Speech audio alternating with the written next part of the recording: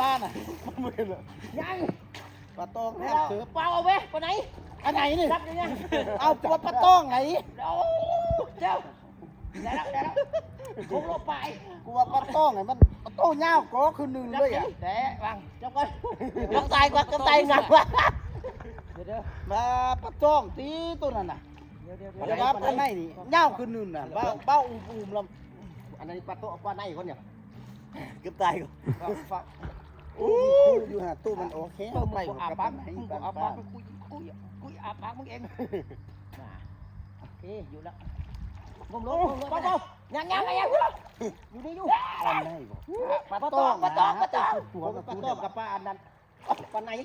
เนาะปลาไหนมัน อีกตัวนึงนี่ตัวนึงนี่แต่บักไรกว่าย านตีน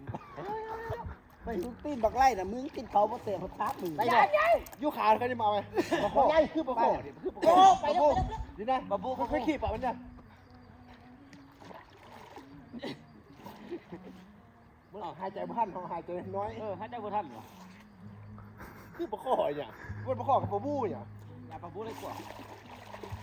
วันบักโคกับปะบูบักโคบักโคกับปะบูเนี่ย อาจารย์ โอ้ป่าสมแล้วพาแดกเลย ฟ้าโอ้พี่น้องเมื่อเทป่าแค่นี้นะ โอ้เอาบ่ได้ดี เอาไว้จะสู้กันเด้อเอาเมียอันนี้นะเมียอันนี้คือลายแห่ เฮ้ย เฮ้ยเฮ้ย สละอันนี้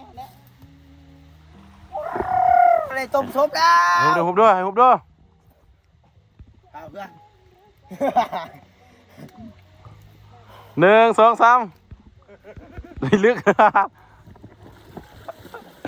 เออลึกพี่น้องใส่ดีได้เสื้อคู่เดี๋ยวมันอันไหน เอาใกล้น้ำก็ ปะไหนตัวนั้นน่ะ อยู่หุ่นอยู่หุ่น โอ้ฮาเอ้ยรู้ครับ เอาไปวันไปวัน เอาไก่เอาไก่ เอาอย่างเครื่องกี่วัน ตอนสอนไปไหน ไปเอาไม่วันไปเอาไป2 3ตัวไป ยังตัวนั้นยังอยู่นี่ตัวนั้นเนี่ย อยู่ฮะแหละเพิ่งพี่น้องป้าพี่น้องใดปลาไหน2ตัวเหรอมีนะมี3ตัวเพิ่งพี่น้องจักกันนะปลาไหนปลายังพี่น้องปลาบูโอ้กำลังมาพี่น้องกำลังเอาน้ำมาเนาะอันนี้พี่ลึกเนาะ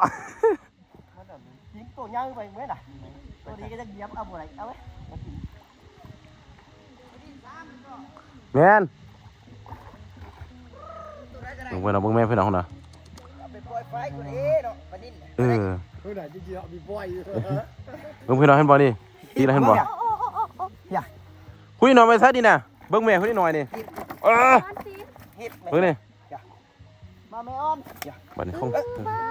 คงแห่แล้วบัดเนี่ย กูเนี่ยได้อีกอ่ะไปตุ่ม ถุงสมโอ้เห็ดสมป่าเนาะ วันไหนช่องตู้นี้ช่องซอน ปลาไหน2ตัวพี่น้อง มาน้ำพันเยอะไปเลยห่างขึ้นมานี้เนี่ย ครับพี่น้อง กูได้มานี่นะกูได้เล่น